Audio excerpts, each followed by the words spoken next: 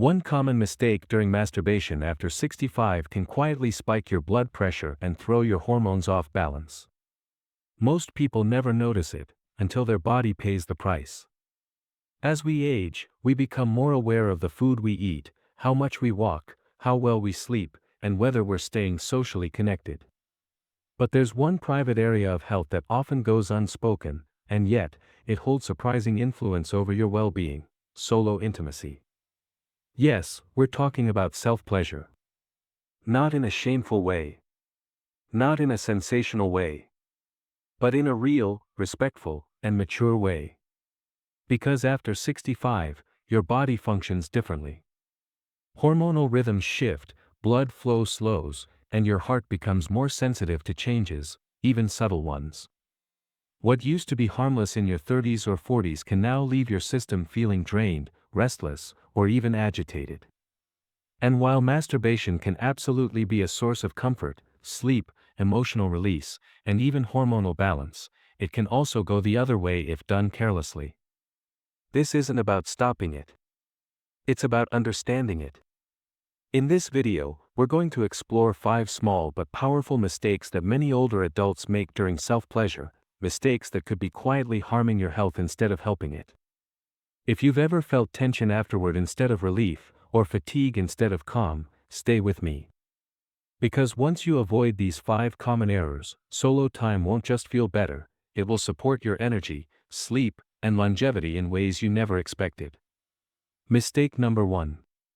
One of the most overlooked yet common mistakes older adults make during self-pleasure is treating it like a quick chore, something to get done and move on from. It might start with a sense of habit. A few quick minutes here, a rushed release there. It becomes a private pattern that doesn't seem like a big deal, until your body starts speaking louder than your routine. After 65, your body is different than it was at 35. Your heart takes more time to adjust to physical stimulation. Your nervous system prefers calm transitions over sudden spikes. Hormone production, especially testosterone and oxytocin, slows down and becomes more responsive to the rhythm of your activity, not just the act itself. When you rush through solo intimacy, you skip the very process that helps regulate those internal systems. Your heart rate may jump too quickly. Blood pressure rises and doesn't get enough time to stabilize. The nervous system, instead of relaxing, becomes activated. What should have been a calming, grounding experience now mimics a miniature stress event. Take Leonard, a 71-year-old retired teacher. He developed a habit of finishing quickly because he just wanted to get it over with. Over time, he started noticing post-activity fatigue, slight chest tightness, and a strange sense of restlessness afterward. Nothing dangerous, but not peaceful either. When he started slowing down, focusing on breath, gentle rhythm, and mindful touch, something shifted. His body felt calmer. He began sleeping better. And he described the experience not just as pleasurable, but healing. The truth is, rushing disconnects you from your own body. It bypasses awareness, blocks emotional presence, and turns something sacred into something mechanical. Slowing down isn't weakness. It's wisdom. Treat self-pleasure like a ritual, not a race. Let your body lead. Let the moment unfold with presence, not pressure. Because in this season of life, the way you treat your body during private moments is just as important as how you treat it in public. Mistake number 2. It might seem like a minor detail, barely noticeable, but the way you breathe and how your body holds tension during self-pleasure can quietly shape the entire experience, especially after the age of 65. Most people aren't even aware they're doing it. Shallow breathing. Clenched jaw. Tight stomach. Stiff shoulders. These physical habits sneak in quietly over the years. But here's the problem: your body interprets these signals as stress, not relaxation. And after 65, your heart and nervous system respond to that tension more quickly, and more severely, than they did when you were younger. When you hold your breath, your oxygen levels drop. Blood vessels constrict. Your heart works harder, not smarter. This can cause unnecessary strain on a system that's already doing its best to stay in balance. And when you pair that with muscle tension, tightening your abdomen, your chest, your pelvic floor, it puts added pressure on your internal organs, including the heart and lungs. Take Raymond, 78, a retired piano tuner. Healthy, mentally sharp, but often exhausted after solo time. No known medical issues. When we talked, he realized he was clenching his stomach and breathing in short bursts throughout the experience. He wasn't aware of it until he intentionally started to change it. With longer exhales, deeper inhales, and softening his belly, something clicked. He stopped feeling drained. Instead, he began to feel restored. Your breath is the bridge between effort and ease. Between the sympathetic nervous system, fight or flight, and the parasympathetic system, rest and repair. If you want your body to feel safe, supported, and steady, your breath must be in rhythm, and your muscles must be relaxed. The next time you're alone, check in. Are you breathing? Are you tensing? Let go. Unclench. Exhale. Because the more your body trusts you in those moments, the more it will reward you with clarity, calm, and genuine pleasure. Mistake number 3. As we age, the body's relationship with sensation naturally changes. Skin becomes thinner, nerve endings dull slightly, and circulation slows down. To compensate, many older adults unknowingly start applying more pressure, relying on stronger tools, or using intense visual content just to feel something. But this overstimulation does more harm than good, and over time, it trains your body to need more input while actually making it harder to feel pleasure. Think of it like turning the volume up too high on a song. At first, it grabs your attention. But soon, you stop hearing the music, you only feel the noise. The same thing happens to your nervous system. When you push harder, faster, or more aggressively, your nerves stop responding with joy, they respond with defense. Meet Marjorie, 69. She began using increasingly powerful vibrators thinking it would help her reconnect with her body. It worked, for a while. But gradually, she found herself feeling less during everyday touch, even from loved ones. Hugs didn't feel as warm. Intimacy felt numb.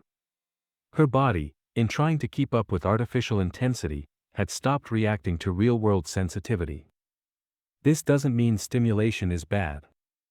It just means your body now asks for depth, not force.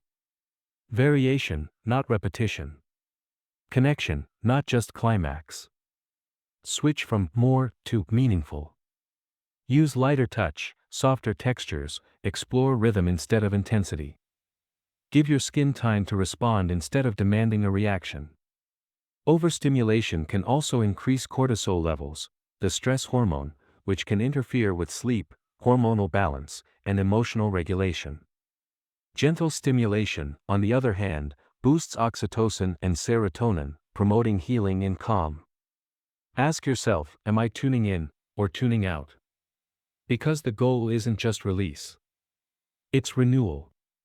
Your body still has the power to feel deeply, if you give it the patience, softness, and respect it's quietly asking for. Mistake number 4. When we think about self-pleasure, we often focus only on the physical side. But especially after 65, the emotional and mental space you bring into that moment can shape your entire experience, and your well-being. Many older adults carry quiet emotional weight, grief, loneliness, regret, or even guilt. These feelings don't vanish just because we ignore them. In fact, solo intimacy can stir them up, unexpectedly. But instead of slowing down to acknowledge them, many people rush toward climax, hoping to silence whatever discomfort is surfacing. Here's the danger: when you disconnect from what you're feeling, you also disconnect from your body's deeper needs, peace, acknowledgement, and emotional balance. Over time, this disconnection can show up as fatigue, restlessness, shallow sleep, or a quiet sense of unease that you can't quite explain. Take Harold, 66, who lost his wife a few years ago. He still felt desire, but every time he engaged in solo intimacy, a wave of sadness would come over him. At first, he ignored it, thinking it was just part of getting older.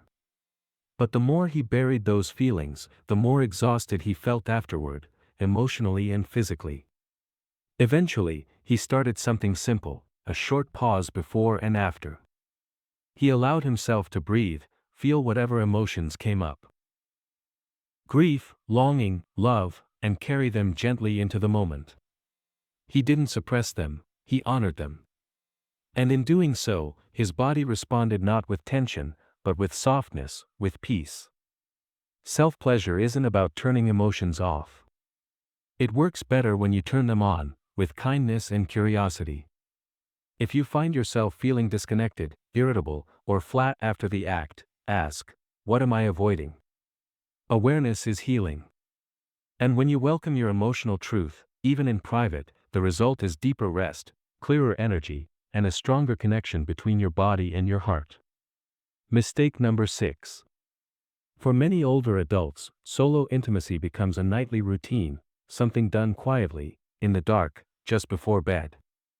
It's often used as a tool to wind down and fall asleep faster. And while that may seem harmless, doing it too close to bedtime can actually have the opposite effect. It may disturb your sleep rather than improve it. Here is why. After 65, your body's systems slow down. Your melatonin production, the hormone that helps regulate sleep, becomes more sensitive to disruption.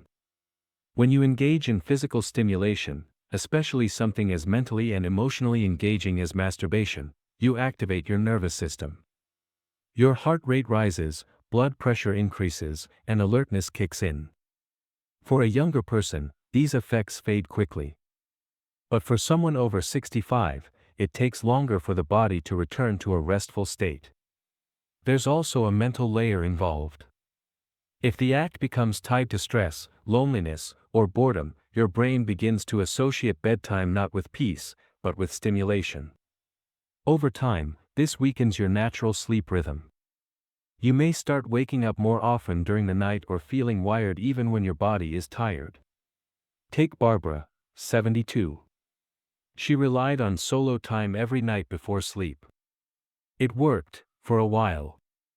Then she noticed her dreams becoming vivid, her sleep lighter, and her mornings more fatigued. When she shifted the timing, moving the act to earlier in the evening, her sleep improved within days. It was no longer a crutch. It became a conscious choice. The lesson? Intimacy should nourish, not override, your sleep cycle. Try moving the experience to a calmer hour, when your energy is still stable, and your body isn't in shutdown mode. You may find it more enjoyable, more refreshing, and you'll likely sleep better, too. Because true rest comes not from escape, but from rhythm, and learning to listen to what your body truly needs. As we close this conversation, take a quiet moment to reflect, not with judgment, but with curiosity. What stood out the most? Was it the importance of breathing? The need to slow down? Or perhaps the realization that your emotions matter just as much as your physical comfort? The truth is, at this stage of life, self-pleasure isn't just about relief or routine. It's about restoration. It's a chance to reconnect. Not only with your body, but with your breath, your heart, and your deeper sense of presence. Your body has changed, yes. But it hasn't stopped listening. It's constantly giving you signals. All it asks is that you respond with patience, not pressure. With care, not compulsion. Each of the 5 mistakes we explored, rushing the experience, holding your breath, overstimulating, ignoring emotions, and using the act too close to sleep, are not signs of failure. They are opportunities for awareness. For small shifts that create deeper peace. You don't need to change everything overnight. Maybe you just pause before starting. Maybe you breathe more deeply. Maybe you give yourself permission to feel more than just sensation.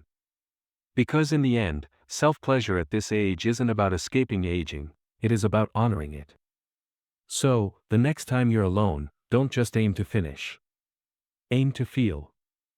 Feel connected. Feel relaxed. Feel worthy. You are. And your body knows it, if you take the time to listen. If this video gave you a new perspective, let us know by commenting below. What's one small shift you're willing to make starting today? If you found this helpful, please give it a like, share it with someone who may need it, and subscribe for more thoughtful, respectful content designed to help you live stronger, wiser, and more connected, at every age.